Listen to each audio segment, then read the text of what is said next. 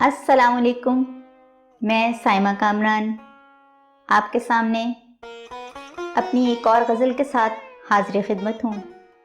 अर्ज़ किया है कि तुम्हारे ध्यान में रहती हूँ बेध्यानी में, तुम्हारे ध्यान में रहती हूँ बेध्यानी में, बड़ी अजीब सी उलझन है इस कहानी में।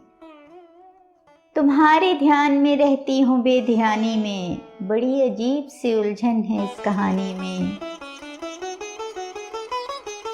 दुखा गई है मेरे दिल को जाने कौन सी बात, दुखा गई है मेरे दिल को जाने कौन सी बात, वो मुझसे बोल रहा था बड़ी रवानी में। वो सूखे फूल को दीवाना वार देखती है, वो सूखे फूल को दीवाना वार देखती है, छुपी हुई है कोई याद इस निशानी में, छुपी हुई है कोई याद इस निशानी में। और उसे भी फैज़ की नज़में असीर रखती हैं, उसे भी फैज़ की नज़में असीर रखती हैं। वो रोग पाल रहा है भरी जवानी में। बहुत शुक्रिया।